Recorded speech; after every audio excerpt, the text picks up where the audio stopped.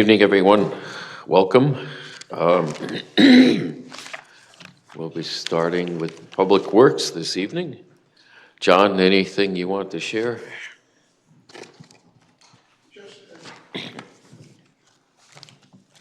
Just that this budget was, like all the other ones, difficult to navigate around. We did end up making the decision of cutting one position out of Public Works budget. And every other line item in there has pretty much been trimmed so we can meet our goal of having no expenditure increase. So with that, I'll turn it over to Brian. Hello. Okay. Hi, Brian, welcome. Hi, how's it going? Yeah, so overall, all the different divisions underneath the Public Works budget, the grand total is slightly under last year's budget. That starts off with the streets and maintenance, which is a reduction from the fiscal year 25 budget of approximately $370,000. That's through various cuts. We decided to forego the seasonal employee item for this year, mainly because of the budgetary situation, and also because over the last couple of years we've had trouble finding good seasonal employees. So we're just going to hold off on that one for this year. The other larger reduction over the previous budget is in the supply line, which is highly reliant on the weather and how much salt we need and how much overtime we need. And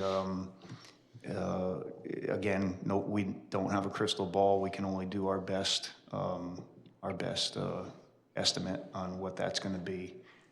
So for this particular budget, that was the other large item that was reduced in the streets, as well as the one labor position that John spoke of already.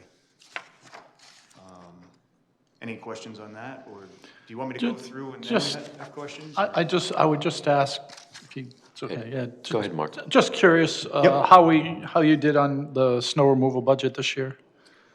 Snow removal budget.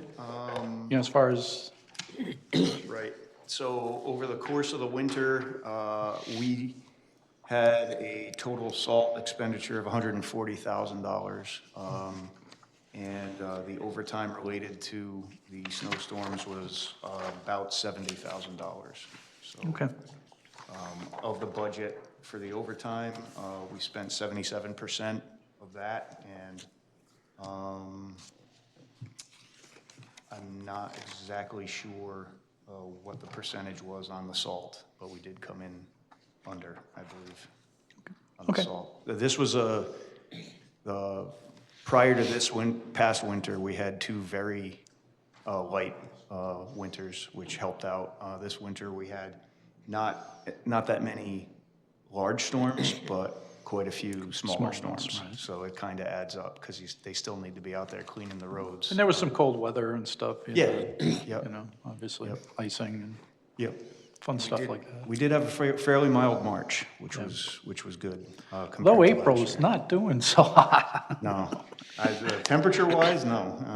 I was just informed that it was snowing Tuesday morning up on up by Kelly Middle School. So, but that didn't last long. So, All right, thank you, Brian.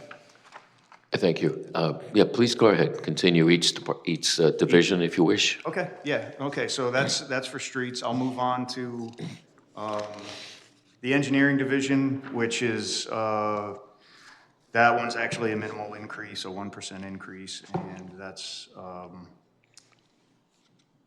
just mostly associated with fringe benefits. But we did have in this fiscal year, we did have quite a lengthy period where I had trouble finding a city engineer, so that, every little bit helps, but that's about the same as it was last year for the engineering division. Any questions on that one? And so you're 3/4 of a person is now going to be whole? For engineering or? And are you- fleet maintenance, sorry, I'm Oh, sorry. yeah, no, that's the next one. Okay, I'll I'm sorry. hit on I that one next. Skipped ahead. Yeah, yep. Yes, the 3/4 of a position is now whole, and I believe the 3/4 was the, to supplement ARPA funds that were brought in to add a mechanic to the fleet maintenance garage. So, we have a whole person there now.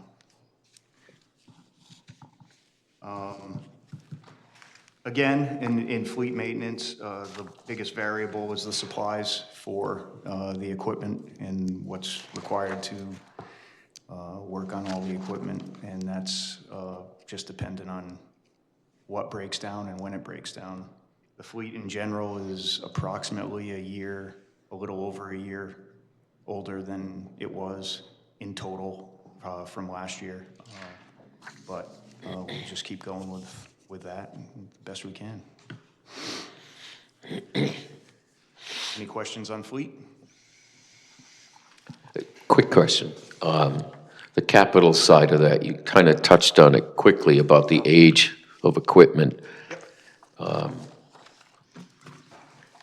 capital as provided, is that sufficient for your needs for the next coming year? For the public works equipment? Yes. Yes, it is. Yep. Okay. As recommended, yes, yep. Yep.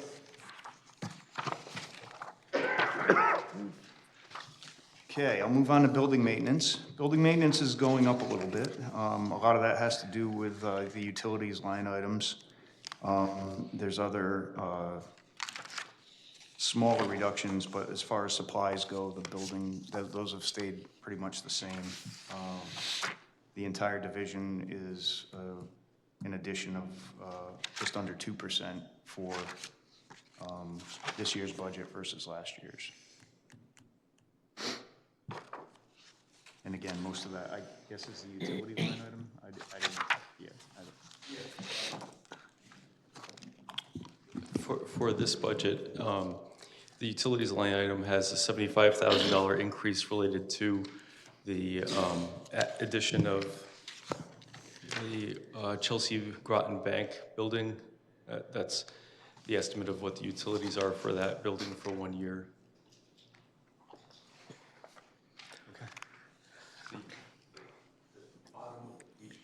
Yeah, I just realized I didn't go over that. So, in addition, in between, because it's on the bottom of the same page and I didn't talk about it, one of the additional costs that was the biggest increase in the overall department budget is the bulky waste disposal, the SCARA contract, which we are currently, SCARA is currently in the process of bumping that up each year to get us closer to actual, like what everybody else in the state is paying. The SCARA towns have had the benefit of subsidies over the last 30 years from the trash plant in Preston that was built back in the 70s or 80s, I think it was. 80s. And rather than take one big hit when the subsidies run out, we are gradually increasing the tipping fees, or they are gradually increasing the tipping fees for the entire region, just so that we don't have one big hit at the end and we get closer as we go to what the rest of the state is actually paying. We've benefited, we being the SCARA towns have benefited from lower tipping fees in the high 60s, now into the low $70 per ton. And the rest of the state, for example, is paying up around 120. Yeesh. Yeah, so it's more of a ripping the Band-Aid off slowly type I better approach. clean out my barn pretty quick. Say that I again? said I better clean out my barn pretty quick. Yeah, yeah. Yeah. So that's the standalone largest actual increase for the whole department. That's good. Yeah. Please, go ahead. Oh, thank you, Mr. Mayor. So this contract, we still in negotiation or we have already done negotiation with them? The contract is, that we're negotiating right now is with Casella, and that's for the actual collection. The tipping fees are determined by SCARA through the region, and we're currently under negotiations with SCARA, with Casella for the new contract, which will take effect July 1st.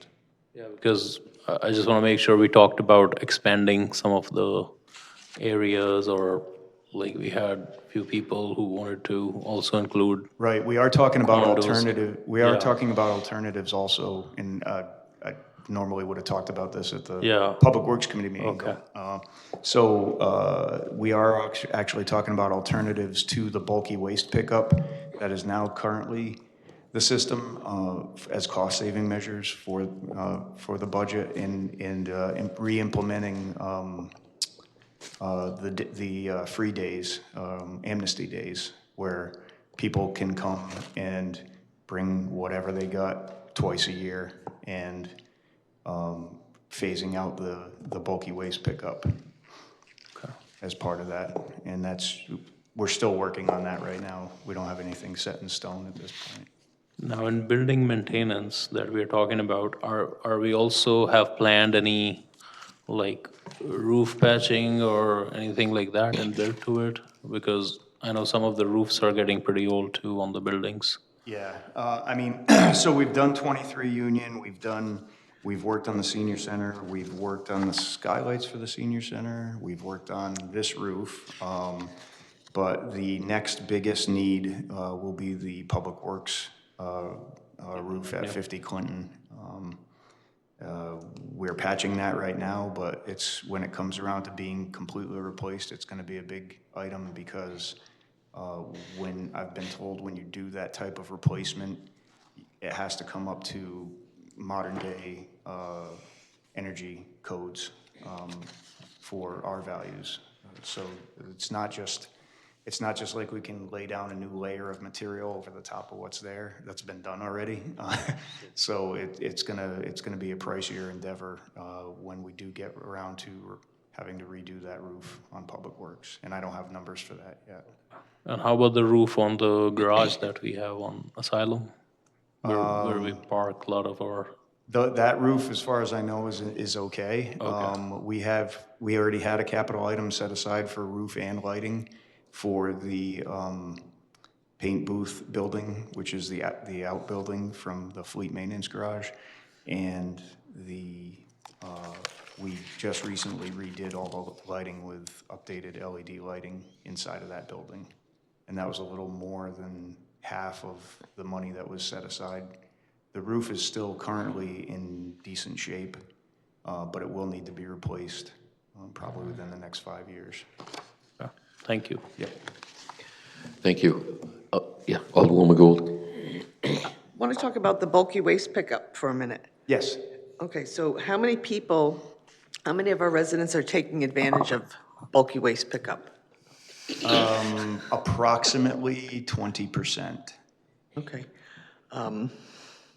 Let me clarify that. Approximately 20% are taking advantage of one of their 2 designated bulky waste pickups per year. The percentage of residents, properties that are taking advantage of both is down in the single digits. So it's not as used as you might anticipate, but in negotiating with Casella for the redoing the contract, they've had a lot of luck with doing amnesty days in other towns, other municipalities that they do collections for. So that's why we're talking about, I guess for historically, for some period of time, there were amnesty days, and then for some period of time, there were both. And then we phased out the amnesty days and kept the bulky waste pickup. It's more of a matter of efficiency for them, for the pickups of concentrating people to bring their stuff for amnesty days rather than sending a truck out every single time somebody calls because they have stuff. 1 day a week, Yeah, so it's not, Well, I mean, you call it schedule and they just. Yeah, there's they one tell you day- which they day of one- the There's week. one day, yeah, there's 1 day a week. Right now, it's Thursday that they do the Yep. pickups, so. yep. So I'd sometimes be it spills over into Friday, sometimes it doesn't. It just depends on how Right, many calls they right. have. I'd be concerned about, people that don't have access to a vehicle that, can transport a lot of stuff, so. That's all. Okay. Alderwoman Gould, do you have other questions? That was going to be my next question, is what happens to the person who is looking to get rid of a sofa, a mattress, and they don't have a pickup truck to use, and they decide just to, Yeah, I mean, at that point, a lot of times people are gonna do what they do anyways, but, which we usually have to go out and take care of ourselves, but, other than that, they would have to hire someone privately to bring it to the transfer station. And the amnesty days are just the days they wouldn't pay for Right, the wait, but they can bring stuff there. right, but if you don't have a pickup truck, Yes, it's kind of hard to put your car on your Prius yes, and, yes, it is, yep. So that's all stuff. get your couch on, to the transfer station or wherever it has to go. Yeah, so that's all stuff that we'll have to factor in when we decide if that's what we're gonna do, and, Okay, thank you. yep. Alderwoman Hayes. Following up, and you sort of touched upon it, how much, or what's the percentage, or how many calls do you get to have to, for Public Works to call and make the arrangements because somebody's just dumping it on the sidewalk, or just, and not calling, not making the arrangements? How often do we have to go out and get things? Yes, because I know I get phone calls all the time. Yeah, I would have to talk to my, environmental coordinator on that, but if I had to wager on it, I would say it's probably a couple times a month that we have to go out and get stuff that has been illegally dumped somewhere. Wait, but, okay, I'm not saying it's not illegally dumped. I get the phone calls where somebody has moved out and the landlord just puts everything out front, but they're not calling. But they're not calling, so They're in not, that, so you're responsible, I get the Yep. phone call and. no, so in that case, we usually notify the property owner that they are, because sometimes they're not aware that they have these 2 pickup days right now. So in that case, we would notify the property owner that all you have to do is call Casella and set up, and they'll come and get all of this stuff. What about the repeat offenders? And because those are the ones that, they're absentee landlords, so Yeah. they don't care. Yeah, And so those repeat offenders, because above and beyond their 2 that they would get. I don't know that we have that many that are that much of repeat offenders. They tend to get scattered out here and there. It's not, it's still your responsibility. They're not calling. right. Yeah. And so I'd like to know, not to put more work, but just like how many, I know you said a couple of times a month, but, so are we talking 24 times over the year you have to go out? Yeah, I don't know. I could Yeah, look into just- that for yeah, you, but just- yeah. Because I then wonder about if they're not scheduling them on the bulky waste pickup days where they can call. Yep. What's the incentive for them to then go to the amnesty day? Yeah. I just, Yep. Yeah, that's a good point. I know what you're Okay. saying. Other members? Alderman Bancourt. Going with evictions, don't you guys assist sometimes with? We just provide the storage. Right. The state marshals arrange for the transportation and the movement of all we are is basically a storage unit for the evictions. And we collect fees for however long their stuff stays in our storage facilities. And that's all governed by state statute. So, Thank you. yep. Thank you. Other questions? Alderwoman Hayes. just a question first to you, Mayor. Are we waiting on the capital budget to go over that, or do You do so right now if you wish. Okay, so only because you mentioned about the roof, so I'm looking at, you had requested 800,000, but it's Got zero. at zero. So what about when are you planning to do? So that was, Clinton Ave. that was basically a set aside for future costs related, and Pat had set that up before he left. Okay, That it was a set aside that he wanted to store money, stash money away for what was eventually gonna be I mean, this item could actually be used for any roofs, which is good, because you never know which, at what point you're gonna come up with a leak or something. But I believe his overall intention was to accumulate enough to go towards the public works roof when it came time that we were gonna actually be replacing that roof. okay. So a two-part question. Yep. Expected anticipated date that you're planning for, estimated date, 2 years, 3 years For the out? public works roof, I would say that within 5 years would be a good estimate of when we should probably attack that at this point. Okay, so it's too early to really then plan on what the cost could be. Right. Okay.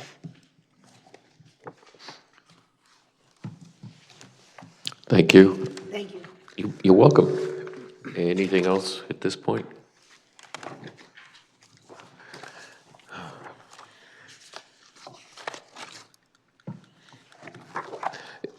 Brian, there are future discussions about the Preston incinerator and what it might become. Yes. And have you been part of any of those discussions and to any degree at all? Yes. Can you share that, please? Yes. I believe that the intention is, and I'm not exactly sure on the timeline, but the intention is to separate off a piece of land and construct a newer, more high efficiency incinerator, a modern technology, much smaller footprint, better output, a better everything. The technology has come a long way, and it's come to the point where they can do a lot more with less. So that's as much as I know about the plan for that. My assumption is it's too soon to understand how that impacts any of the rate structures. Yes. So they're not looking at other facilities similar to that newer technology and looking at their track record. Is there any comparisons available? I don't have any knowledge of comparisons to anything regionally or locally that would. I know that the technology has come along to the point where everyone's going to be going this way eventually, and that's once this thing is online. Once they do get around to actually building it, then they'll decommission the existing facility, and I'm assuming they may do something else with that. Okay, thank you, appreciate that. Yep. Members, any other questions, concerns? Yes, we're good? Yeah, thank you. Very much. All set?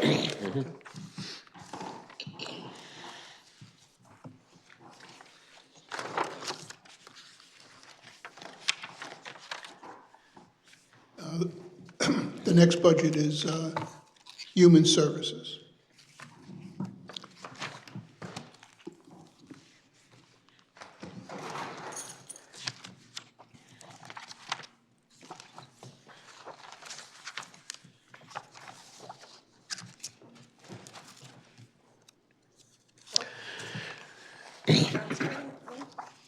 John, anything you want to begin with, or we can turn it right over to Kate? Okay, Kate, welcome. Well, hi, thanks. Nice to see everybody. So I want to open first with just taking a moment to thank John and Josh. They have been flexible and compassionate through navigating what are seemingly impossible choices. So I really mean it when I say thank you to them in helping us navigate the situation. My first year before you, I asked you guys to invest in my vision for our current infrastructure for the department. In my second year in front of you, I was able to report on huge returns on that investment. And now here in year 3, I'm asking you guys if you can work to sustain the growth that we've been able to develop with your support. I want to highlight what will be lost as well if you pass this budget in the current state. I think it's important that you're informed. And we do ensure residents have access to critical services such as healthcare, mental health support, housing service navigation, employment training assistance, enrichment, access, education, and of course, emergency response. I took a gander at our budget, and while there's a 1% overall increase, of course, in police, there's a 1% decrease. In finance and city fire, there's a less than 1% decrease. In planning, it looks like a 4% decrease from fiscal year 25. And for human services, it's a 16% decrease. And of course, I know I'm looking through this hallway, looking down this hallway through a peephole. So I understand that, math is not my strong point. I understand that there are larger parts that I may not see, but I can't make the math make sense. We're about 1.5% of the general fund, and reducing our budget by 4 times more than other departments, I just don't understand how that could make a dent. But of course, I'll leave that up to you guys. And while there's been some speculation on resident perception about how a potential increase in taxes required to fund our services could hurt residents, I think it's critical to understand that the loss of human services will have an even more significant impact on the community's well-being and economic stability than a tax increase. Just today, Santana case managed the victims of the fire on Otis. Just last week, Jake's rugby kids volunteered at a bike giveaway event where 30 bikes were given to Norwich youth. Just recently, Sally saved somebody who fell in the lobby of the senior center and got Nurse Barbara to help. These positions have value. Sometimes you may not see it, but I'm here to help. I want to talk a little about our service volume because, and especially post-ARPA. Things were booming when we had ARPA funds, but I want to note they're still booming. In terms of adult and family services, just in quarter 3, we've had 431 direct services to Norwich residents, whether it's system navigation or financial assistance. We're on set to help 1,200 renters rebates applications, which is an unfunded state mandate that our department absorbs. In terms of the senior center, last fiscal year, they had 41,000 incoming phone calls. This quarter 3, it was over 10,000. We had 483 phone calls just on January 2nd alone for tax assistance. In terms of transportation, just in quarter 3 alone, again, post-ARPA, Sally has helped coordinate over 3,200 transports for seniors. In quarter 3, even without ARPA funding, our program hours in YFR have been over 440. So far, in fiscal year 25, our department has collectively been awarded over $5.6 million in funding. That's double our budget for this fiscal year. And that's a 200% return on your investment in us. Since hiring Jake, YFR has increased our program hours by 38%. With Jake, we've been able to increase youth registration numbers 57%. Just last year. This year, so far, it's been up 28. And this is where it gets fun. With Jake's help, we've been able to increase adult program registrations by 87%. That all equates to increased revenue, and it totals 51% increase in revenue for the division. Since hiring Sally, the senior center grew 9% in our first year that we had Sally, and we've already grown an average of 9% in just our first 3 quarters. We've been able to secure some significant grants to largely renovate the space inside and outside of the senior center because I've been able to have Mike back away from the front desk. He's been able to collaborate with me and manage his division rather than helping cover the front desk. What will be lost with these positions? If we lose Santana, we will have 50%, cut in half, the number of clients we're able to serve right now in adult and family services. During the current climate, I think our residents deserve all the help we can muster. If we lose Jake, vital programs will now be at risk. We have a before care program at Norwich Public Schools now, when childcare is at an all-time low. We have monthly bingo nights. Those are for all ages and largely popular. We have new recreational programs, including Jake's rugby team, boxing, golf, gardening, fishing, and of course, pickleball. We have our 3 summer camps at different locations. We won't be able to operate those camps and serve children from 3 to 14 anymore. If we lose Sally at the senior center, our office coordinator will have to spend over 80% of her time at the reception desk, forcing our manager, Mike, to absorb that work. Mike will not only have to take on that shift in duties, but he'll have to revert back to covering the front desk when the office coordinator has lunches and takes her paid time off. It's a colossal waste of time and wages. We'll have to reduce the number of clients we serve because we will no longer have 2 staff readily available to respond to the thousands of calls each month that we get. So again, I just want to reiterate, I understand and I empathize with the fear that comes with and the economic burden that comes with a tax increase. But our reality in Norwich is that the loss of our human services will have far more severe consequences on the community than a tax increase, and the long-term savings from improved health outcomes, increased educational attainment, and reduced crime far outweigh the costs of funding the services we currently provide. Investing in our services is an investment in your community, and we have demonstrated as much.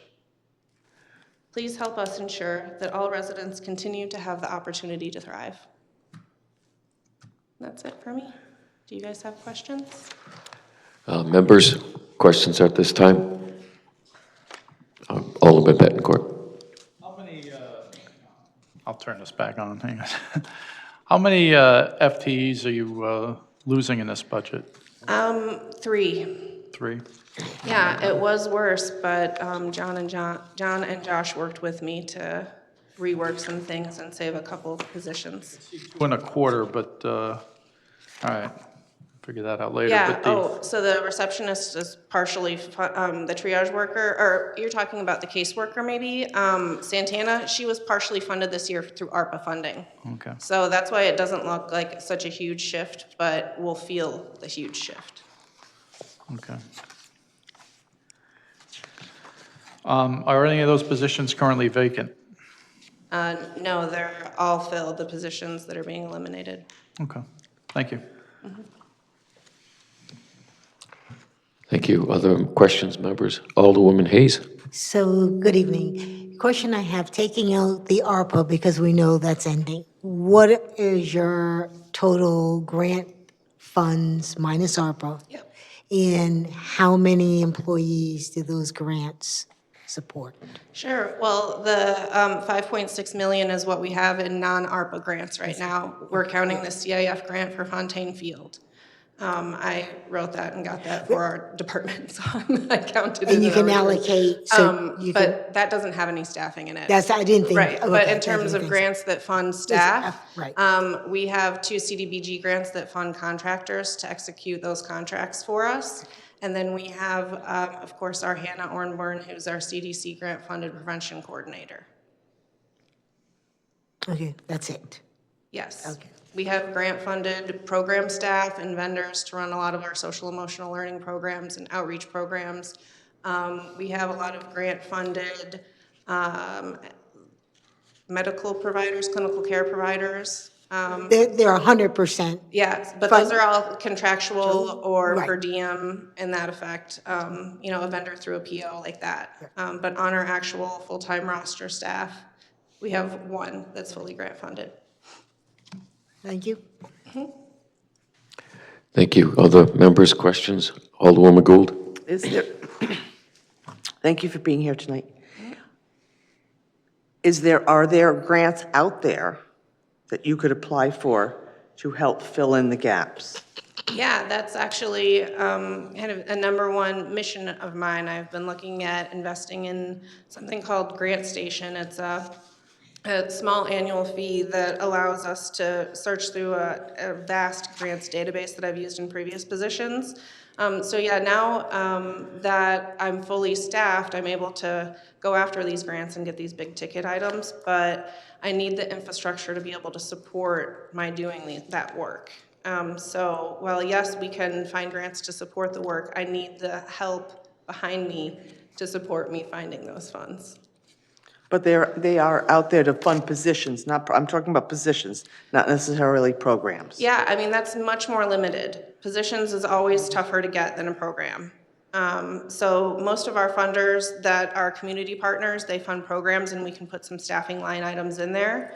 We can put fringe in there. Most of them, we would have to piecemeal in order to get funding for a full position. Our CDC grant that's $625,000 for 5 years, that helps us keep one person covered for that amount of time. But most of our grants are not 5-year grants. Most of them are, you know, $25,000 to $50,000, which wouldn't necessarily cover all of that. So it takes a little time to build that portfolio. And is there any way that you can collaborate with other agencies to try to create partnerships to Yes. fill in the gaps? Yes, we actually, I'd say our department is excellent at that. That's why we have such a high return on investment. And certainly when it comes to writing CDBG grants, I partnered with United Way this year for PY51. There's additional homeless prevention funding that United Way made available to our Adult and Family Services Division. It's not managed in-house, but we're able to tap into those funds. We have emergency food and shelter program through United Way, and we participate with the Coordinated Access Network to coordinate services. I'm the chair of the opioid task force, so we have a lot of collaborative case management there. And of course, Haiti, our adult and family services manager, runs the community care team that's also a collaborative case management model. So in terms of providing services, I think we have those robust relationships and are able to definitely squeeze the juice, if you will, out of those, but it Stole doesn't. that from Pat Daly. Go Bears. I would definitely say we have those relationships. Do they always translate into staffing dollars? No. Do they translate into expeditious, efficient, and expanded services? Yes. All right, and then finally, if you could go back, you were giving us some statistics Ooh, yeah. about the increase in membership at the senior center, Yes. or increase in participation. Could you go back over that again? 'Cause Yeah, because you read it sure. fast and, Yes. So the transports specifically, or? no, I think the participation in programming. Oh, so in terms of the overall programming, I was talking about recreation, but in terms of program hours, I don't have the program hours in front of me. So how many new members did the senior center get? Oh, well, we got 9%. Because I know we have the best if you're senior talking center about- in the country. If you're talking about membership percentage, 9% so far this year, over last year. And last year was 9% over the year before in terms of membership numbers. In terms of program hours and who's attending what programs, I don't have that data in front of me right now. Okay. But overall membership, 9%, and then another 9. We're on track to maybe hit 11% this year. Did that answer your question? Yes. Okay. Do you? Yes. Okay. Okay. So actually, I'm remiss. I normally do start these. I started with a thank you, but I think it's important, and I have done this every year too, is actually point out our staff here. I think it's important that you guys know who they are because they're not just positions and salaries on pages. And again, I think they do have value. So let's just say hi. Up here, we've got Hallie. Hallie Axtell is one of our caseworkers in Adult and Family Services, and Santana Harrison, you've heard me talk about her. She's our hero of the day, also in Adult and Family Services. And then in our next row, of course, you guys know Mike Wolak, our Senior Center Manager. And you probably also know Erin Hagan, our Youth, Family, and Recreation Manager. And Haiti would be here today, our Adult and Family Services Manager, but she had a loss in her family, so she's on bereavement leave right now. But again, that's our staff who was able to show up today, and we really hope you are able to work something out for us. Yeah. Alderman Singh. Thank you very much. So thank you for all the work you do and all the staff you have, because it is important work for our community overall, and it has to come from the heart, so I do understand this. But at the same time, do we have any plans to maybe incentivize volunteerism, get people more involved, and still get some programming done? Because we do get grants sometime for programming, or if somebody wants to donate, it's for programming. Like other day I was talking with Aaron, like if we involve community, we can gain access to, let's say, funding for bingo program. But now the question is, who's gonna run the bingo program? Right. So my thing was, is there a way for us to incentivize maybe volunteerism, incorporate that into this, and keep the mission going forward? I love If it's it. feasible to Yeah. do that. Yes, and I love that you asked that, actually. I have two answers to that. So the first would be, we're using some cannabis tax dollars. We just put an RFP out and are starting to interview applicants and make awards for community engagement, so increased civic engagement. So you guys approved an allocation in this year's budget, and so that's a priority for us, is to increase engagement with the community so that we can increase program hours, program opportunities, and accessibility. So I think that that's a big piece of it. I think in terms of the second piece, of course I forgot now because I got excited about the contract, but we're addressing that in different ways in terms of increasing community engagement. We of course have our youth advisory board, we have our prevention council, and we're hoping that this person we hire for this increased civic engagement outlines kind of an annual engagement calendar for us, if you will. So each month we'll have a different theme, a different goal, a different set of stakeholders, and a different plan of implementation. So we hope to have a more strategic approach to increasing community engagement after we have a little external help on that. Thank you. If I think of the second thing, I'll email you. No worries. Thank you. Other members, questions? President Pro Tem. Hi, Kate. Thanks for coming tonight. Thank you, Paul, for coming tonight. So, simple question. I think it's going to sound more complicated than it actually is. But your budget request and the proposed city manager's budget are about $400,000 apart. That $400,000 continues all of the programming and the escalation in the service. Well, it's not just the services you're providing, but the increased number of clients that you're providing them to. So that $400,000, would you say that that's the number that would actually sustain what you've got going on right now? Yeah, well, thank you for asking that question too.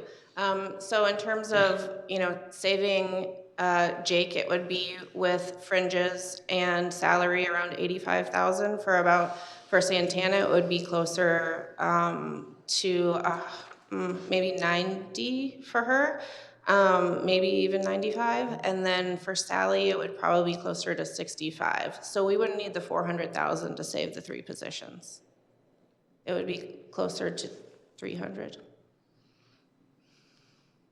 Okay, so what benefit to your agency is the remaining $100,000? Yeah, so that was a lot of supply money, and I also put in a request for us to have a bus for transportation, not a capital expense for a bus, but we spent last year about $41,000 on transportation for our rugby kids, our camp kids, and that was all funded through either program fees or grants where we got some assistance for transportation.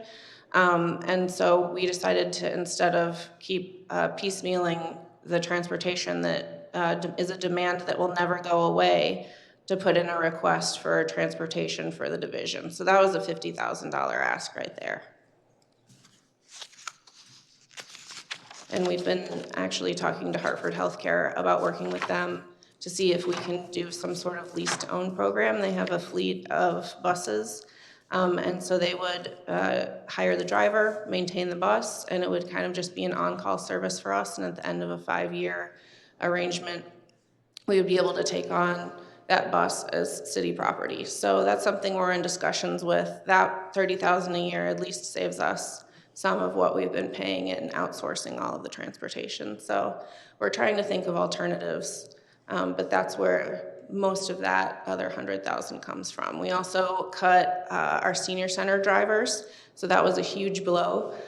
Where we're putting some senior center per diem drivers on opioid settlement money, but we've always had at least a couple thousand for part-time staff because operations are heavily affected when we have one of our drivers out at the senior center. So that's something else that we sacrificed, but certainly feel it in that 100,000. So this is probably at least one level down into the weeds, deeper than we need to go, but I've got I'm my just experts curious. here if we So need you're them. saying, you said, you spent $41,000 on transportation. If we bought a $50,000 bus, how much of that $41,000 would we save year to year? We actually put a report together for that for Josh, but it was a while ago. I'd have to dig it up for you, but I do have those numbers if you're curious. I think we calculated that the overhead maintenance for a newer bus plus the cost of a new bus over the course of 2 years would still be less than what we're paying annually. Right, only because, and I don't want to take up our time, flipping through the budget book, but I looked into capital, and it was an 18-person bus that did not get funded, and the price tag on that I thought was $80,000. Unless I'm more not like remembering that correctly. 150,000 per senior center bus. Those are larger buses, and that one has been on our capital requests since before I became director. So we've needed a bus a long time, but we'll just keep asking and be patient on that one. Okay. Unless you, Yeah, the rest of it is way down in the weeds, and we can email just sure, yeah, any satisfy other that follow-up questions, I'm curiosity, happy to answer. Yeah, okay, thank you. Yeah. Thank you. Other members? Josh, I have a question for you, Josh or John, and I'm trying to recall. I've been looking at some of the line items and the number of employees in each division, and then how they were altered by the availability of ARPA dollars. I recall, I think, John, you said to us that these positions were being included, but they were, and this is across all divisions of the city. This is not singling out who's with us tonight right now, but I think this is the first time we're talking about ARPA positions and the dollars available running out. I don't recall the other night we got into that discussion with who we were visiting. Were all of those advertised as an 18-month position? And recall the discussion was when people were offered those jobs, they were being advised that that was the extent of available funding. I recall some kind of dialogue like that with you, John, during the budget process a couple of years ago. Am I on point? Am I off a little?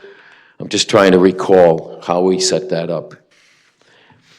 But, so those positions were added at different points after the ARPA grant was awarded to the city. You know, some of them were 18 months. I think some of the caseworkers were a longer period that went right up until December 2024. But the number of positions, not the exact positions, but the number of positions funded by the general fund for the 3 human services divisions is the same as it was prior to, you know, in fiscal year 2020, which was, you know, adopted before COVID. Okay. Thank you. Welcome. And again, that's just a reference in the practice in general. It's not to single anybody out. It's just, I don't think the other night we even talked about our positions and funds ending. This is the first time I recall this budget cycle we're getting to this discussion. Thank you. Other members, any other questions? I'm sorry. Just to Go ahead, follow up, Alderwoman Hayes. because I'm not clear on what Josh just said. You're saying these 3 positions were in the budget, they were already general funded positions? I can actually hand out something that I kind of explains how position funding changed from fiscal year 2020 until now for Human Services and the Planning and Neighborhood Services Department. I'll pass it around now if that's all right. Sure. Yeah, if it's available. Alderwoman Hayes, I don't know if that sufficiently answers your question. I don't know, but- I don't know whether it will either. Okay, yeah, I haven't seen the document. I'm really asking were the positions created before ARPA, regardless of where they were you know, if money was shifted to pay for them out of ARPA dollars, that's one thing.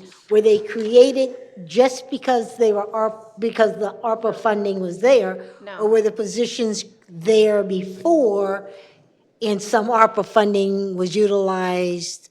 That's so, that's. So I can answer that. Okay. So for Santana's position, thank you. Her position as an ARPA caseworker did not exist until there was ARPA funding. Okay.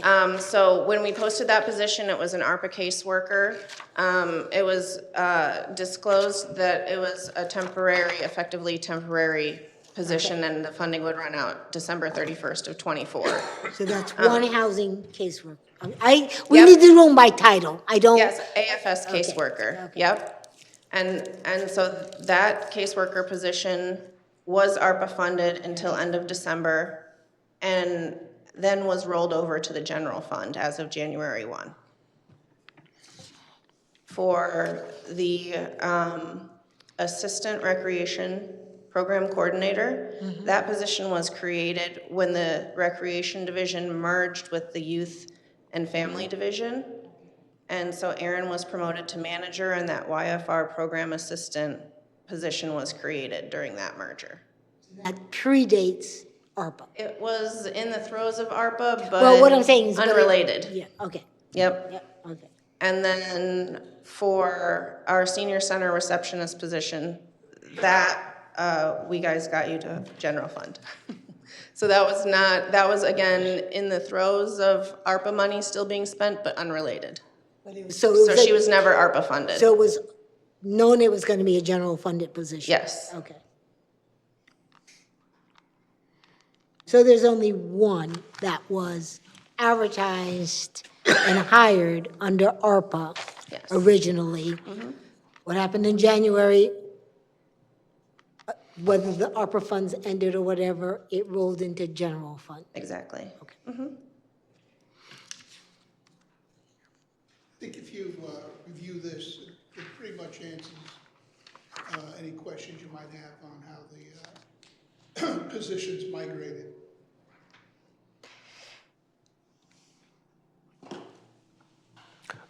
Alderwoman Hayes, do you wish to continue? Well, I don't want to take the time. Okay. Let me review this and Okay. I'll ask them when it's, Okay.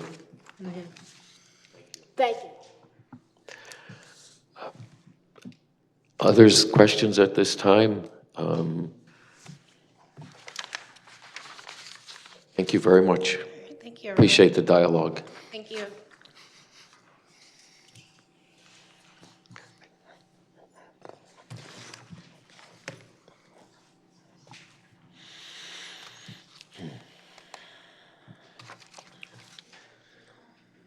Again, Mike. Good night, everyone. Thank you for being with us. I wanted to ask Mike, how come he hasn't aged in 20 years? You know, he still looks the same. With the seniors. I thought, They keep him young. if there's any English lit majors here, Thank you. I was going to ask if he had an awful-looking portrait in his attic or something, you know? Good evening. Good evening. Good evening. I was just kidding. Page 67, anyone's looking. Saves me the trouble, thank you. 68. That's the money. John, any comment, or you want to turn it right over to Deanna? I'll turn it right over. Okay. Deanna, the floor is yours. All right. Welcome, thank you. So there is not very many changes to my budget. Pretty much it's flat. There was no increases in any items in the budget, except for a small request for $95 more for the Historic District Commission. But speaking with John and Josh, we looked at the budget and saw what we could cut because we knew the situation this year, and I was aware of that. So I took a really hard look at all the positions in our department and made a determination that a position that was funded with ARPA money, that last year was the first year that came out of the general fund, but previously for the last several years it was funded with ARPA, was an assistant zoning, assistant blight position.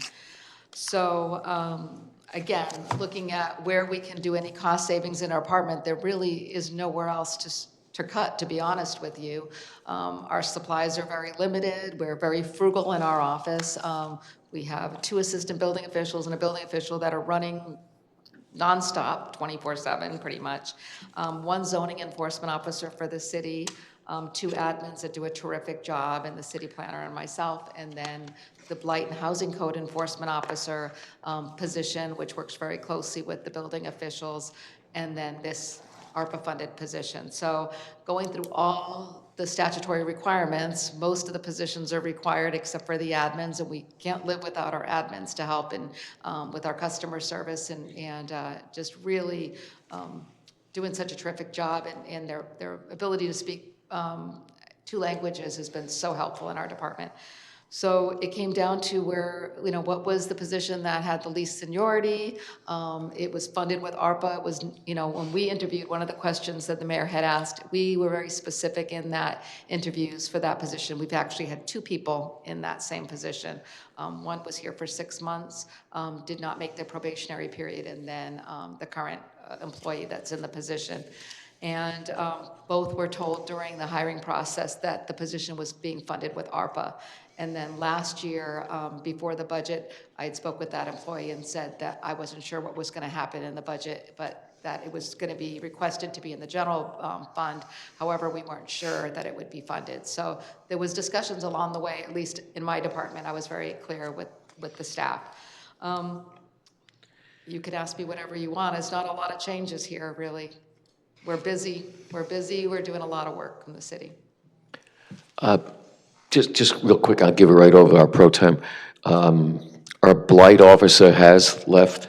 Yes, so Yes. the Blight Housing Code Enforcement Officer position is vacant right now. We had a 2-week notice by James, and he accepted another position closer to his home. He's been commuting from New Haven for 2 years, so kudos to him for doing that.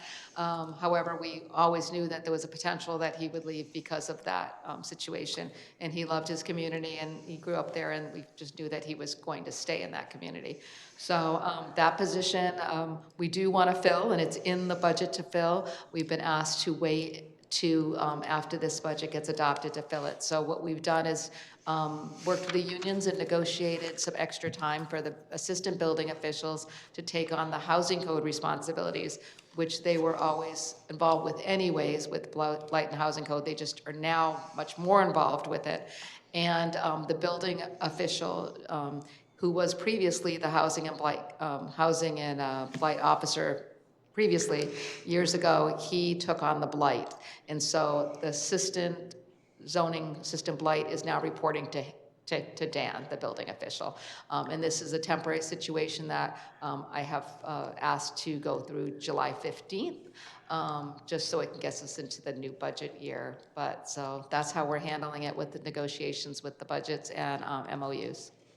Thank you. I will just ratify what you've said. I don't think a week goes by, I don't get calls about blight around this city, including what I will call repeat offenders, because I heard that mentioned earlier tonight. We have them, unfortunately. President Pro Tem, please, the floor is yours. Thank you. So the mayor's question was one of the first things I wanted to ask, so I only really have one other thing to say, and that is that I experienced the portal personally for the first time. Okay. And, you saw me, well, whatever, earlier this week, whatever, in the office. And that is, I was just so completely blown away by how, and I say intuitive, but it may not be very intuitive, but it wasn't very difficult to use, so. And one of the reasons that we purchased the OpenGov system is because most communities in Connecticut are using it. So once these contractors are familiar with working in another community, they're really happy that they're coming here and being able to replicate it, and makes it much easier for them. So, and if anything is hard to learn for the first couple times, and that's why we have great admin that come, you can come into the counter and they'll walk you right through it. And then once you do it, it's pretty easy. And again, we can communicate through that portal and not have to necessarily send another email because it goes right to the applicant. So it has been very helpful. And that's another thing that, that money's still budgeted here to keep that program going. We have asked, I think it's presented in the budget under the cannabis monies to be able to get the funding to keep our Envision software still going that we're working with NCDC on for letting the public know what's going on. And really, we need that too because we're working hard on the zoning regulations right now. And so we'll be presenting them to the council probably, we were hoping this summer, but we've been very lucky to get another grant from DECD to study the Norwich State Hospital site. And we really want to do that planning study first. So we want to make sure of what we are going to zone that, what the uses, highest and best uses, and market study shows. So it's going to delay the zoning regulations a little bit later, probably to the fall now instead of the summer, which was our goal. But we're working with our consultant on that. So there's a lot of things going on in the background, and I'm happy that you like the portal, that the OpenGov system worked for you, because it is a little difficult for people that are used to the paper system, and it's been we started in 2016 with this, but there's still a learning curve, people. So, Thank you. yeah. Thank you, sir. Other members' questions? Alderwoman Hayes. So I'm concerned about the elimination of the assistant blight. Not just because of the phone calls that we get and the emails that we get. It's that I feel like we're finally turning the corner. And I know what it was like before we even added the assistant blight officer. And I feel like we're, even though we have those repeat offenders, but there's places that stuff was just always out there. They're not, that's not existing.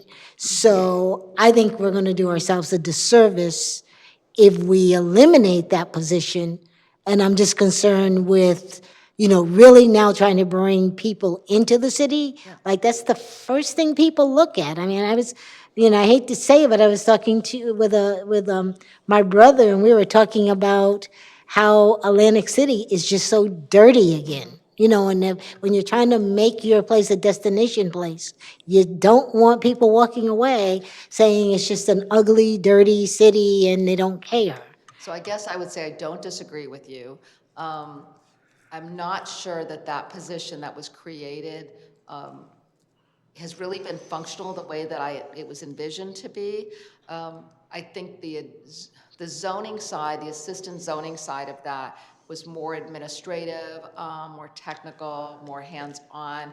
The blight, where we really needed assistant blight, was really out in the field. It was really, go out in the field, finding it. So I don't think it meshed that position, not the person. I think the position didn't mesh as well, I think, as it was envisioned. I just don't think it was the right position. Do I think that we could use a second blight officer? Absolutely. But I was not, going to put in this budget, which I know is tight, another position and say, eliminate the ARPA one, and do this other instead.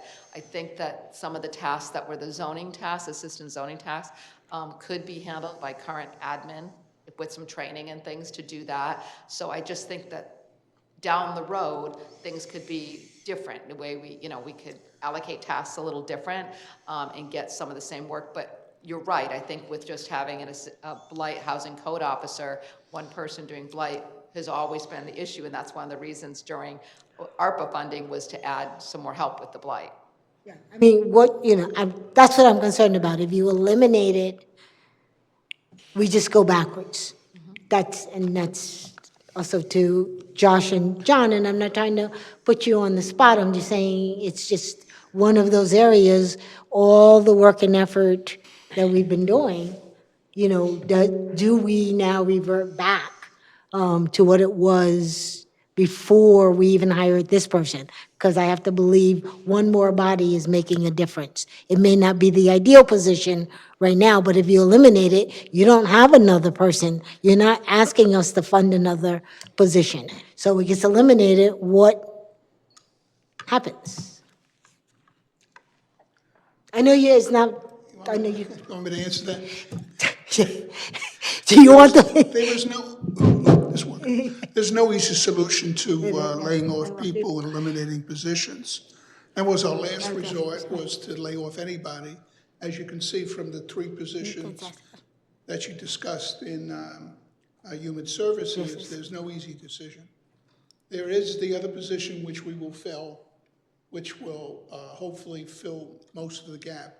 But make no mistake about it, every person that we lose affects services. And if we go further, we'll have, obviously, we'll have further services eroded. This is just the tip of the iceberg, and I try to keep it at the tip of the iceberg. And also try to take positions that the pre-grant program that was returning it to where it was. So there was criteria for it. But I'm very much in favor of elimination of blight. It's one of my really important goals for the city because it is solvable with not that much money, but it makes a great impact for the money you spend. So I don't disagree with any of your philosophy. There will be erosion of the enforcement to some extent. There is no free lunch. When we don't have superfluous employees at all. I mean, we run a very lean organization. And so when you eliminate a position, you eliminate that part of the service that they were giving to the department and to the citizens in general. So I don't disagree with anything you're saying.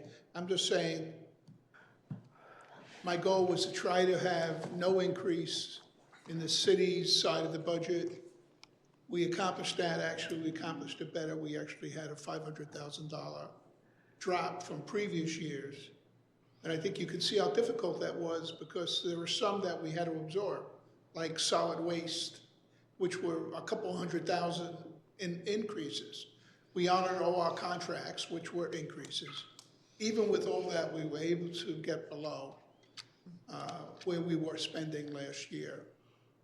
Very difficult and tough decisions, and I hope you consider that when you make your budget deliberations, how difficult it will be to eliminate more people.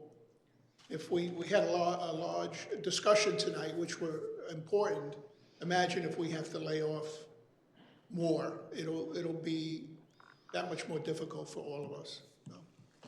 So, And I don't want to make it sound like I'm minimizing it.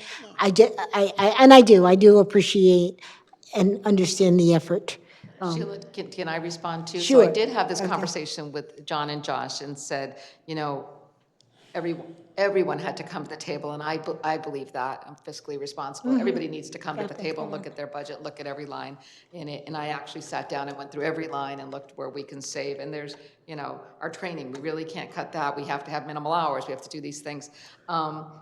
But I did say that, don't be surprised if next year, because again, this is that one kind of crazy, funky year, that next year I'm going to be back and I'm going to be talking about blight. And I'm going to, because I know that this year is going to be tough. And if we fill the blight and housing code, we're still going to be just how we were several years ago, a couple years ago.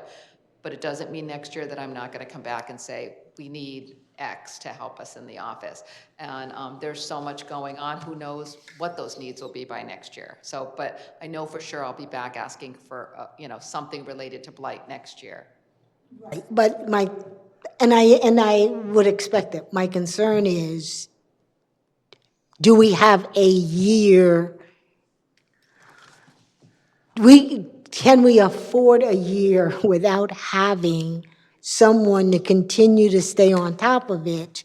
Because I know how quickly, just take School Street, and to commend all the effort, because we stopped doing the Norwich Freedom Trail walk up to School Street because it was just so terrible up there. So we, just said, let's not do it. And now you go up School Street, we could resume the walks up there and encourage people to drive.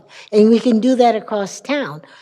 That easily unravels. And you heard, you heard even with the ability to have the bulky waste, and people aren't taking advantage of it. So now what's going to happen when you don't have somebody that can even go out and deal with it? So I think one of the positive things with the position that we are eliminating, I will say one of the things is particularly this employee was really excited about outreach. And so she did a lot of the outreach on weekend events, just like what community development does. And got the word out there about blight and to children to clean up your yards and do stuff. And, without this position, we can still do that kind of outreach. It's just a little harder without that physical person, but we can make sure that we do those public things out there about, that's why, when we received the additional funds because of COVID, we immediately went to Deanna and said, boy, we'd like to enhance our blight.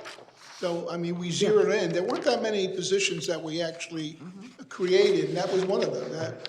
So I don't disagree with you. It's a very important position. And I might as well get into it tonight a little bit. The technique we used was first vacancies. If there was a vacancy that could hold, that department wouldn't come apart, not filling, we went that way.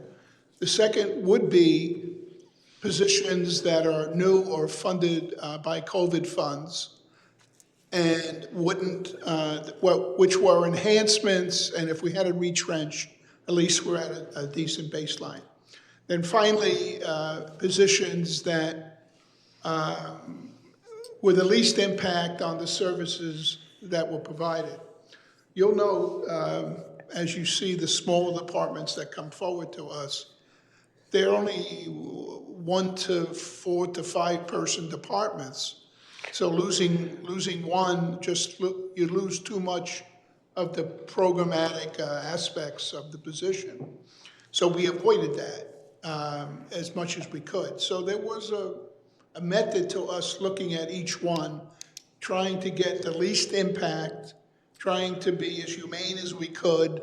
That's why we went with positions that were not filled, but still maybe didn't need to be filled because we could get along without it. So there's a whole kind of hierarchy of how we went about this, and I'm glad that this came up tonight so I could kind of mention it a little bit. That's why I said it was one of my most difficult budgets to do. Whenever you get into analysis like that, when you know it's not going to add up to 100, you're going to need to reduce that you go through that. Thank you for indulging me. No, I appreciate that explanation as well. So I just wanted to say about capital budget really quickly, that. Please. Really happy that we received $90,000 from CDBG for demolition. So we had, I had asked in the budget for $100,000 for demolition, so that, is not necessary at this point.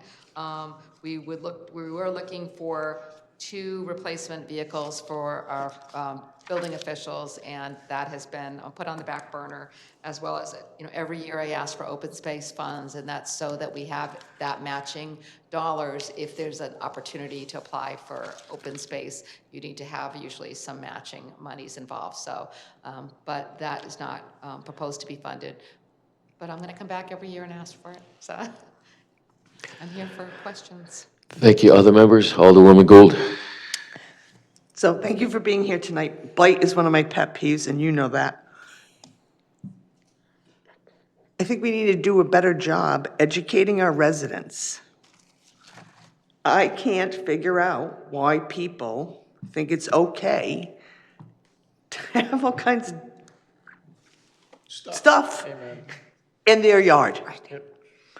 And I also know that Public Works is very responsive or Casella Waste is very responsive. If somebody calls, and if I call and say, you know what, 3 Meadow Lane has left all this stuff outside, and they've moved out, Casella will come and pick up their bulky stuff, mark it off as, okay, that's their one bulky pickup for the year, and still have another one on the books. So I think we need to do a better job of getting people to use those services. We're paying $52,000 a year for bulky pickups, and only 20% of our residents are availing themselves of that service. I agree 100%. I think that we do need to come up with some kind of promotion. And one of the things that we have been putting out, and we have it in our office, is keep it clean, avoid the lean. And that's the truth. For blight, you're gonna eventually get a lien on your property, and so just keep it clean. So doing that, and maybe going along with that, you get your free pickups. You get your 2. Let people think. If people think it's a free service that they're already paying for, then maybe they'll take advantage of it.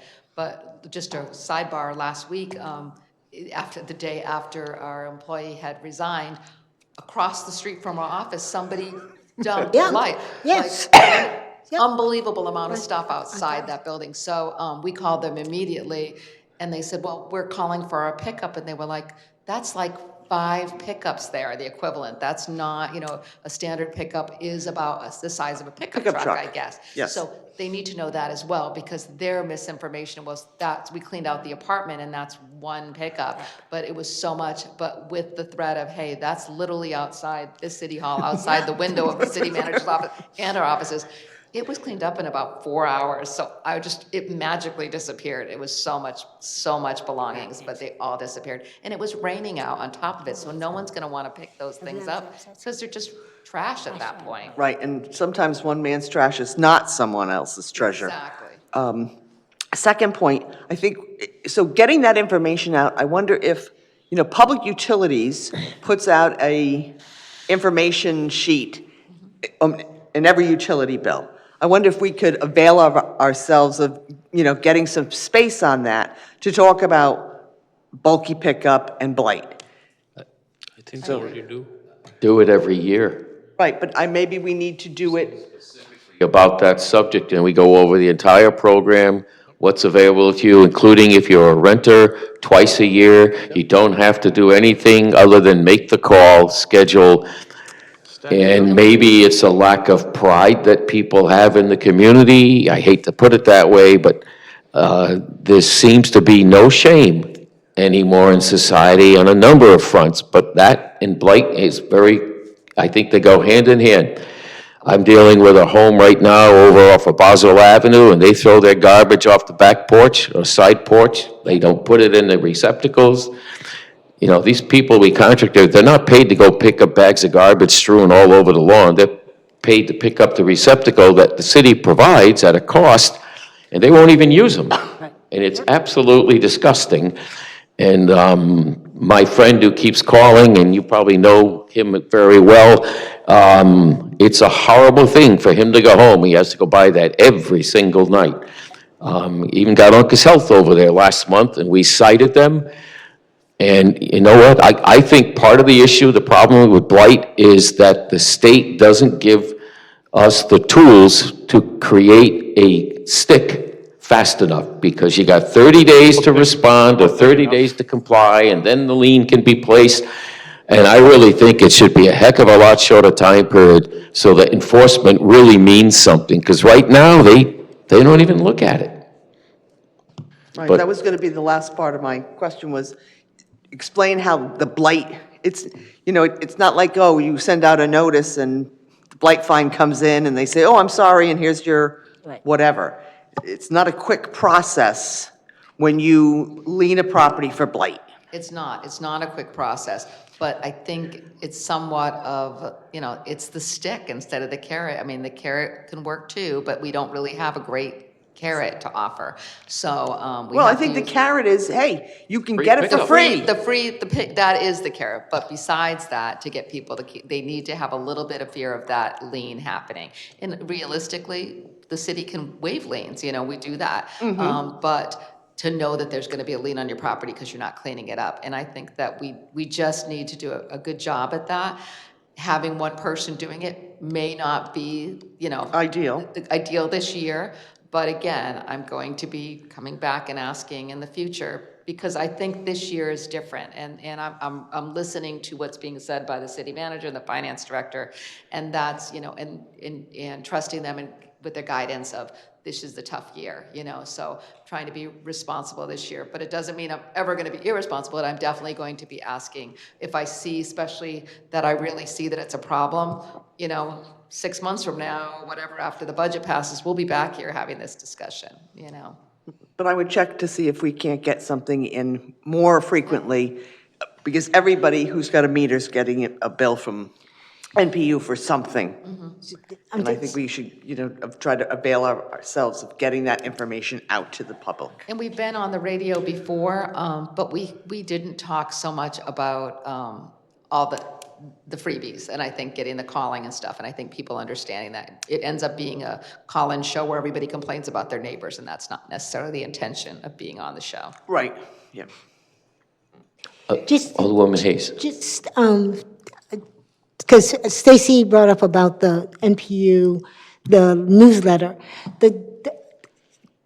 I think we also need to have a conversation with NPU, because now that you can get it electronically, you know, there is no newsletter.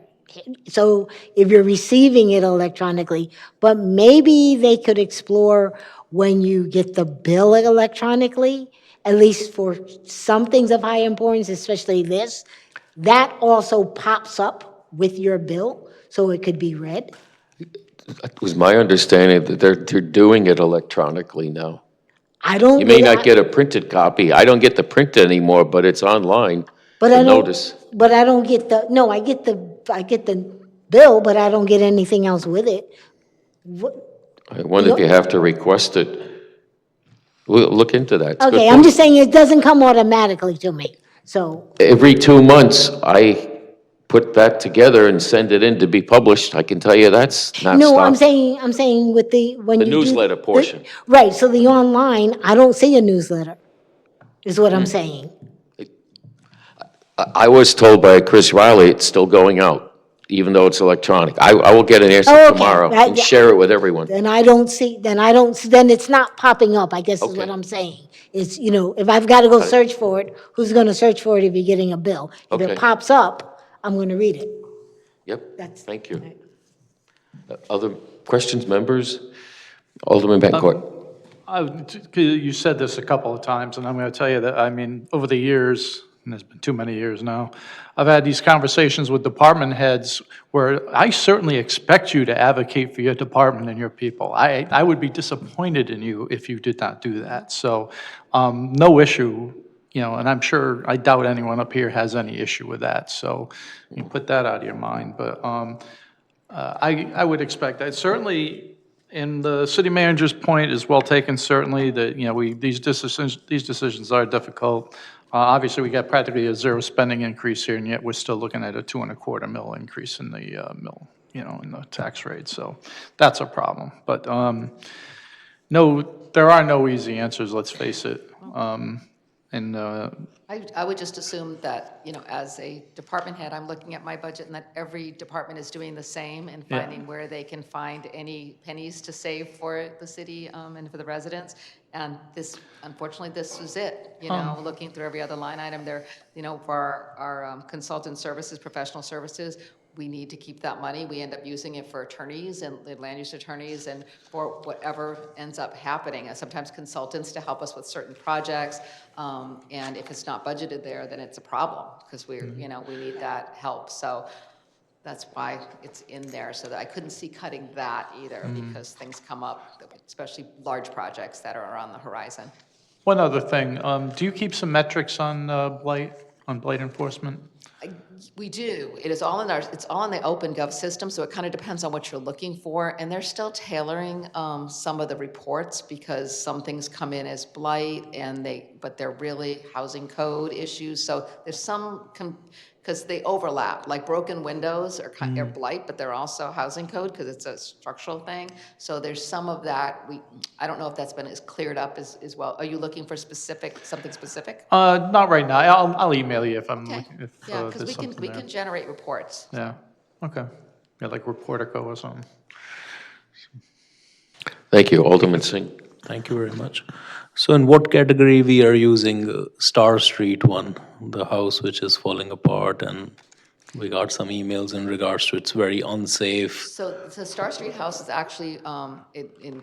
still treated as a blight? don't- I know, I read the Dan email. It's both. Yeah, It's condemned. It needs to come down. And there is a new owner there. So the new owner is taking it down. We're not going to be paying to take that house down. So the new owner is actually, I think they pulled their permit for that already too. So there's things that sometimes we think that they end up being like, oh, this is going to fall on us, that we have to take it and lien the property or, and in this particular case, somebody purchased that. So I believe that that's it. They have a permit to demolish, In so. the meantime, can we urge them to at least do fencing around it or anything like I can speak to the that? building official about that. I think one of the issues was, and I don't know if it's been resolved, was about access, that they needed it's very close to, I think, to getting to some of the building was near to the neighbor's property line or something. So there was some issues about that. So if they could get that resolved, and they probably did, that may not be an issue. And if it's coming down quick, an owner's not going to want to spend the money for temporary fencing if they're going to be taking the structure down. So I'll have to find out if it's been ordered to come down. And if it's ordered, there's a shorter time frame. But I think a lot of times it's a relief that we're not paying for it. It's kind of like, oh, a new owner, they're going to take it down. So, but I will ask the building official about that. And thank you very much. And my other quick question is there an easier way we can create for people to report blight? To do what with To blight? report the blight? Report blight? They can report it through the OpenGov system. They can do their complaints through the system. So, they can do that. They can email it. There's, phone calls. I think it's pretty easy to report blight. And a lot of times, unfortunately, it goes to the city manager's office and it's a trickle down, it starts there, the mayor's office and the city manager, and it's just easier if it comes directly to us, but people go to who they're comfortable with, and I get that. But sometimes you just keep hearing the same story from different people if it comes that route instead of just calling our office. And it gets entered immediately, so if you even call and speak to one of the admins, they'll enter it as you're speaking with them. But can you create any QR codes or anything like that to report blight? I'm sorry. QR codes or anything that people can scan and Just so you know, my hearing aids just stopped working a few barcode, minutes ago. The batteries died while we were doing this, so I'm having a little. QR code. A QR code. QR code, thank you, I'm so sorry. It's very echoey when you can't hear. Is there a QR code to do it? There's not. I don't think there's, with the OpenGov system, there's a ability to do that. I can find out, but the QR code would probably just be to the site. It would probably just to get to the site, and you'd still have to enter it in. I don't think there's a shortcut to entering in blight with the QR code. It would just be, we potentially could come to the website as a QR code. I don't know how helpful that is. The general procedure is when you get the request, you have to physically send somebody there Yeah, to see it. Yeah, so that Right. happens. So if a complaint comes in about blight, it goes into the system, it gets generated to a person, and in this case, it would be Dan, or Denise, the end of the year. And then one of them would go out. And what we did in our office is because the assistant blight was assistant, we didn't feel that she should be responsible for the whole city. She's assisting the blight housing code. So she had a certain section of the city, and I believe it was Taffel and, I think it might have been downtown and Taffel, I'm not quite sure. She was allocated 2 sections of the city, God bless you. And so depending on where it comes in, if it falls under what her jurisdiction was, she'd go out for the blight, or it would go to Dan Coley, and then they have to go out and look at it physically. And they usually go out within a couple of days. It's pretty fast, and then they put it in the system, take pictures, and then generate that contact to the owners. And if we have a phone number in our system from previous conversations with them, a lot of times we just call the owner directly, start the conversation. Thank you. Thank you. Other questions this time? Thank you very much. Thank you. Safe journey home.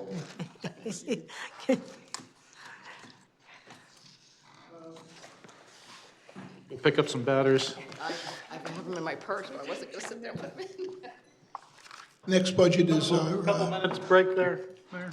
Yes, 5 minutes? I need take a break? Two? Yeah, just, Okay. we'll be right back. Just drinking all that coffee. It's very echoey in here, too.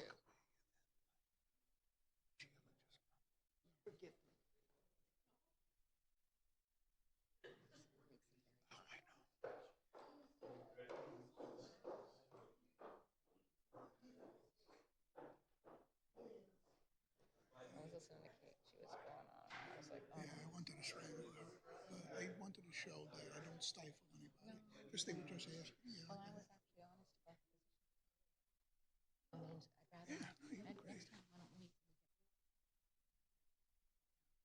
This is all, I'm laying this foundation when they want to try to cut 35 people.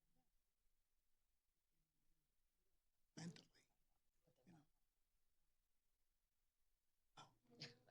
I think they just got to swallow this year as an anomaly.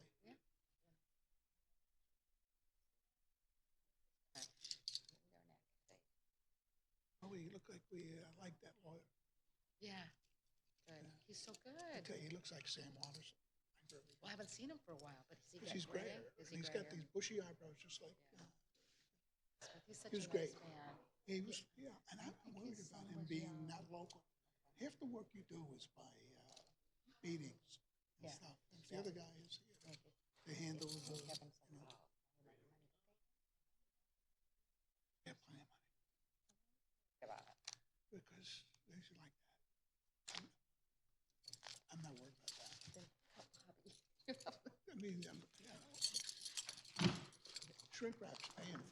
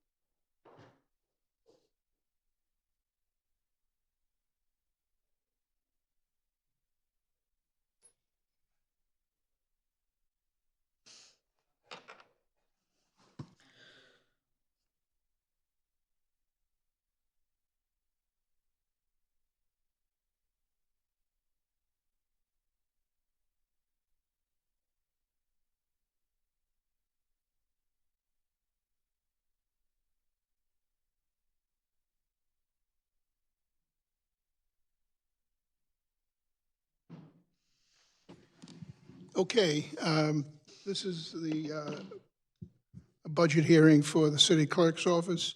I do want to make an aside. We looked at the positions here very closely. We ended up not doing anything with it because the volume of the work in the city clerk's office is such that at this point, we need every person that's there in there. And even with that, it's difficult to go what we're doing. So we're at, even with that, we're going to reduce, we have to look at that as a vacant position type of situation. But I'll be working with the city clerk to try to get through now, and we're talking about some alternate hours, and which I think I gave you the, did I do that yet? I didn't get it as of 4:30, but. Okay, I did it after that, I Okay. think, yeah. So I'm sorry for the side conversation. Okay. Anyway, that's all I wanted to say on that. Did we lose? I'm not sure if we're. Oh, Kathy. Oh, she cut it. Oh. I don't need to be on TV, it's okay. What, Mike? Anybody watching? A few, right? Mine? Hit the button.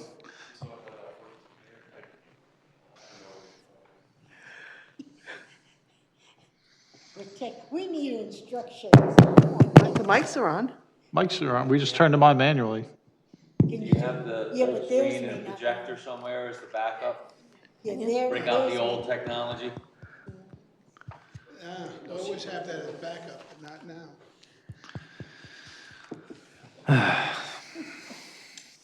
Is it on?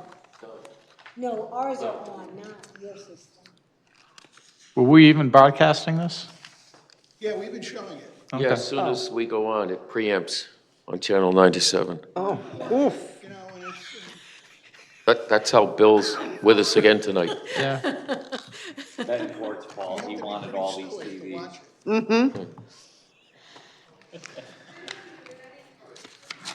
I got enough, man. She's coming now. I can hear her.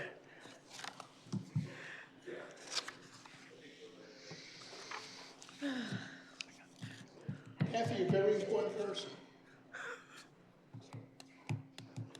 Thanks, Kathy. The keeper of the switch. Let's go. Can't even Come on. have a coffee. coffee and a banana, right? So indispensable. Yes. Okay, Next, Victor. the floor is yours. Roseanne, anything you'd like to present? I don't really have too much to really offer other than what John has already said. I have a vacant position that we've said we would unfund for this coming year. And we already started that because we don't have that person now.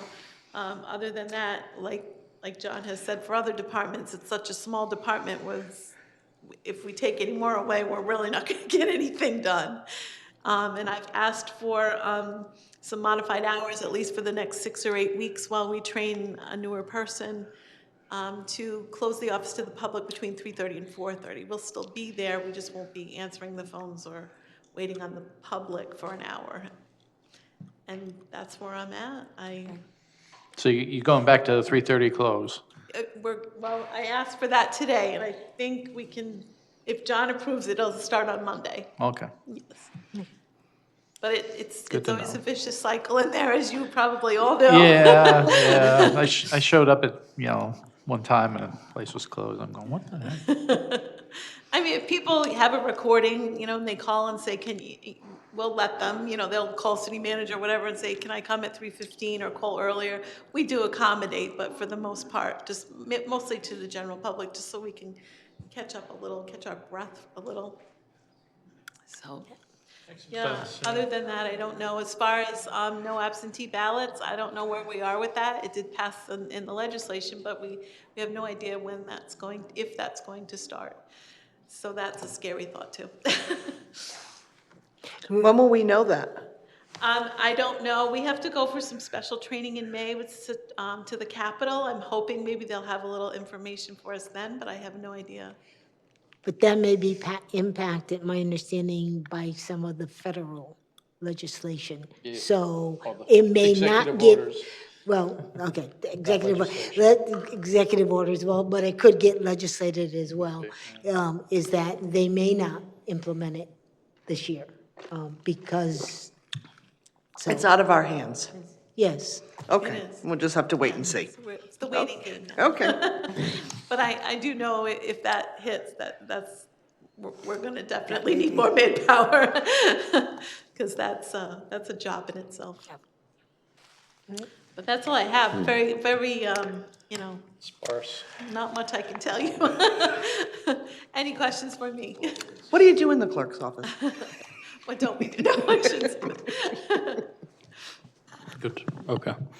So, building permits have, fees are going up. They're exploring that some of the fees structures were put in place in 2009, and so do some other departments. Do you think all the permits that flows through your department the fees are fine? Well, that's mandated by the state, by Okay. statute, so So we can't really do anything Unfortunately. about it? Yeah, I mean, the only thing maybe we could go up on is like land record subscriptions, which people kind of already are like, wow, that's a lot. Other towns do it for free, which they really don't do it for free, but they don't get that concept so well.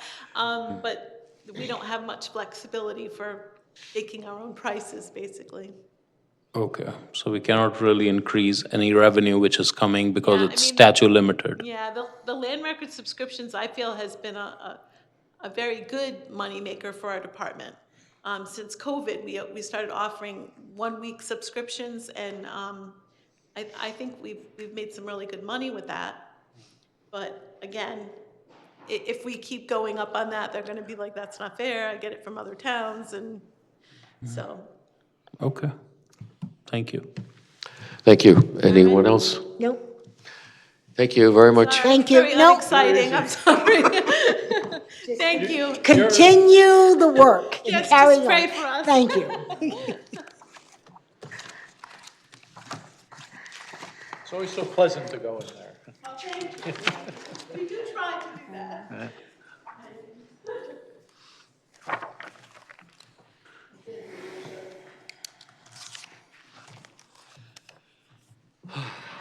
Elections is page 70.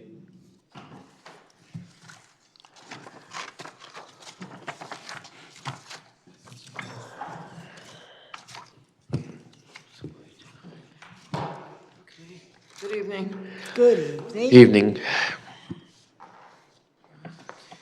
Hello. Hello. You don't need any money, right?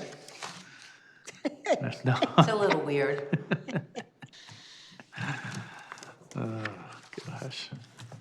We've pretty much gone over the budget with the comptroller and the city manager, and we have agreed to go with their proposal, but you need to be aware that they took out the primary. So if we do end up with a primary, it could cost us as much as $47,000, and the city would still have to pay for it. So just so you know, that's not in the budget. We are, let's see, software and maintenance has gone up. Equipment and furniture maintenance, I'm sorry, it's gone up considerably because, yippee, we're Have a getting new new carpet. tabulators this year, Yes, and we're getting new tabulators. but they are costing more money. Putting it in the other day. And we're also getting a new centralized voter registration system this year, so it's quite a challenge this year for all the registrars. But Sheila, I'm gonna leave that with you. I brought you that stuff. Okay? facilities rental, if you look, it has gone down considerably because we went from paying for 5 polling locations to 2. So that's gone down, thank goodness. Printing is really nothing we can do about because that's required for the ballots. We really don't do any other printing other than the ballots, or if we have to send out notifications. Postage is only a little bit more, but we have no control over when the post office raises the rates. So otherwise, I think we're okay. We did do some upgrading in our office, which we were able to do in the existing appropriations for this year and last year. And we are very happy with the improvements we've made. You have to remember, our office is a public office. People come in there all the time, and it looked like, I'm sorry, but a lot of the equipment that was in there, I had rescued from the hallway that was on its way to the dump. So we're very happy with our new improvements. Now, if we could only get it painted. I don't think that's gonna go over too well over here. But anyway, we're pretty okay. Oh, there is one thing, we had put in for only 1 demonstrator for the election because we didn't think we'd need demonstrators this year. But now that we're having new machines, we will have to have demonstrators in each poll. So that's a little bit, that's 6 more than the 275 that we have in here. Okay. So I think other than that, we're okay. You want to say? Yeah, I think we're okay. I think we're saying we don't want any overtime, but reality is who's gonna move the election stuff? No, we have that, that's included. Moving voting machines. It's in here. Yeah, There's we some- have, but no overtime to do it. There's some So overtime. we have 0 overtime. No, I'm just saying, there Yeah, is, They did put it down to 0. Now, that overtime actually comes out of this, a lot of that comes out of maintenance and the city clerk's budget. Because whenever they have to hire extra people that's election-related, it comes from our budget. So we That's my probably could point. use. Yeah, that's my no, I'm point. saying, okay, there's 20, am I reading this right? There's 2,500 in there for overtime. The one that we're looking at here is 0. 0. Josh said he there's dropped it down to 0. Yeah, I think, Diane, I think you're looking at an earlier draft. We discussed that after, and I adjusted it. Oh, okay. Yeah, there's $2,500 For overtime. overtime. Well, that's nice. Thank So you. we don't have the latest draft. This is the latest one. This one, the 201? Not if So it's this showing, is the latest one we have. no, I'm saying, but if yours is showing 0, then you don't have what we have. Right, Okay. I get it. Book. You see, I mean, what's there on the display is what we got. Seriously? Sorry, Joe. Okay. I mean, I'll go look at it. It looks like it's the same number. Does anybody? No, it's, For keeping democracy alive. just, Please. no, just, I mean, I believe we are all aware that if something, like if a primary happens, as you stated, we have to pay for it. If something happens with the new machines, and not knowing what the state is going to do, training or otherwise, it's going to have an impact on the budget. But the budget that's being presented is what we believe is fair. We have training built into the budget. Great. But I mean, if there's additional right, you don't know. That's and- on us. Right, but I'm just saying, but what I'm asking is, right now, the way the budget is being presented with the increase of the overtime, it is a fairly representative budget of what we can expect. The training is included in the, if you look down on the bottom where it says election workers, Yes. the total amounts include the training Right. in there. Right. And I'm sure that we can manage to do the training. We do have to do a little more comprehensive training this year, but I'm sure we can do it within the time frame that we usually do. Okay, We just have to spread it out a little more. all right. That was, I just want to add, like, everything we do is required by statutes. We have to have X amount of poll workers no matter what. We have to have X amount of training no matter what. So we don't have, it is what it is, and yeah, this is adequate. I'm good. Thank you.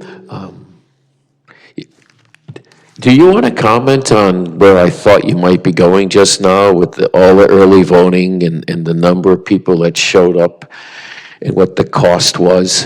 It was enormous. Yes, Oh, my God, 35,000? More than that? it was, Just workers, I'm talking. Right. just the workers. We had, it's hard to remember. I think we had 2 grants that totaled about $18,000, I think. Right. And we used every cent of those grants to pay for early voting. And the staffing is mandated, so it doesn't. You have no choice. But I think in a primary, one case, 17 people voted. The primaries, yes, primary, it was ridiculous. Right. Unfortunately, we are mandated to do, I think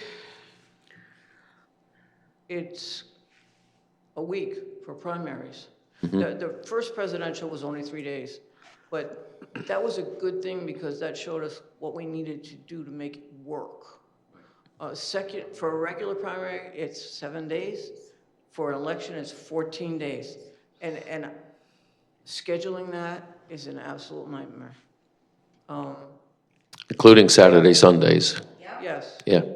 And different hours every day. and for the presidential election, every day, we ran about 400 people a day. And that doesn't include the absentees. So altogether, it was a little over 6,000, I think, that we had to count on election day. But the overall turnout for the election was considerably lower than it was in 2020, which is shocking. And we weren't the only municipality that had that situation. No, it was way down, 70% versus like 85. And I don't even know what the cost is for City Hall to be open those extra hours that they have to be open, especially on the weekends. And we are required on Tuesdays and Thursdays to be open until 8 PM, and nobody came in here after 5 o'clock. So Well, not every day, but yeah. the Registrars Association is trying very hard to get legislation through to at least shorten the days, especially like last year, Halloween was on a Tuesday. And it's not a good idea to have City Hall open on Halloween when they're not normally open, and you got people wandering around the building that shouldn't be in here. We didn't have that issue, but I know other people did. It's just, City Hall's closed, so people assume that it's closed and they're not gonna come here to vote. So there have been suggestions to make less time for early voting, but they thought it was such a wonderful turnout for the presidential election. I think they're not taking into account that municipal elections don't get anywhere near that kind of a turnout. So their thinking right now is, it did so well last time, let's see how well it does this time before we make any changes. There were also suggestions that the different sized municipalities might have different lengths of time. I mean, in a town like Sprague that's got 1,700 voters, they don't need 2 weeks of early voting. I don't think we even need 2 whole weeks, but the big cities, of course, do. But there's, the Registrars Association tries so hard to get the legislators to listen to the people that actually do the job. But they just listen to the people that have done it maybe in a different state. Different states have counties. We're the only state that has registrars at every city. So what works in other places does not work in Connecticut, and legislators just won't hear it. They just won't say, well, it works. We have to do it. Now we don't know what's gonna happen with the no excuse absentee. There's talk about mailing ballots to everybody in the state. And how will that affect early voting? The absentee, of course, will go up. Right. But will we need early voting if everybody gets an absentee ballot? There's so much that's up in the air right now. So much is changing in such a very short period of time. So, I would of think course, no excuse absentee would really solve a lot of issues there, I mean. these Yeah, if it's things coming even right to be your door, necessary, you yeah. fill it out, sign it, and mail it back. So, in But case you're there's a wondering lot where of- all this information is coming from, we just got back from a conference. We Today. saw Okay. the Secretary of the State. So, the legislature is not inclined to cut early voting because people love it. They love it. And it got a good response all over the state, so. And most of you know that I worked for the state legislature for 20 years. And every year, every single year, the municipalities cried about unfunded mandates. Yeah. And we still have it. And that's what early voting is. It is an unfunded mandate that is a big drain on the municipalities. And the governor's office cut half of the Secretary of State's budget for early voting. They are trying to get that put back into the budget, but we don't know where that's gonna go either. So it's gonna be even more of a burden on us, all of us. So unfortunately, we have to do what they tell us to do in statute. Yep. Okay. Anything else? Well, I want to thank you both for being willing to return, Yeah, there you go. There you go.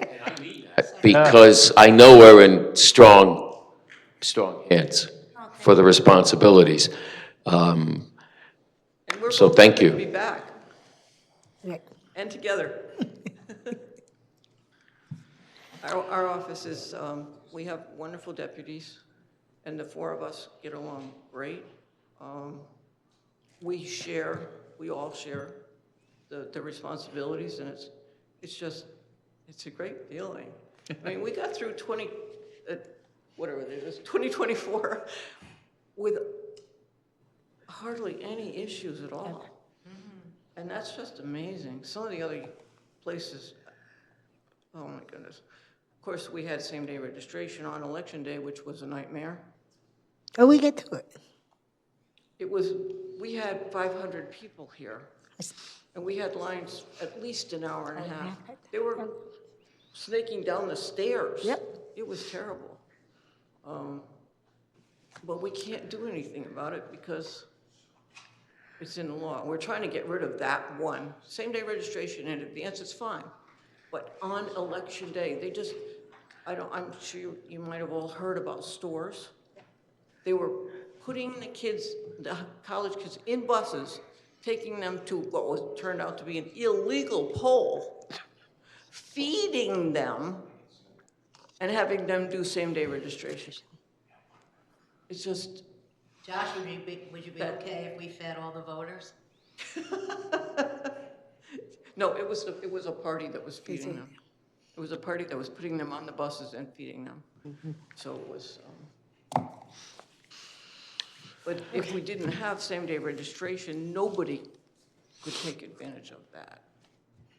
And the colleges are a big problem, because the kids, I mean, they're in college for 3 months before the election. There's no reason why they can't register in advance. They don't have to do it on Election Day. And theoretically, they could be voting absentee at home. Yes. Most of them do that. I used to do that Voting here. way back when.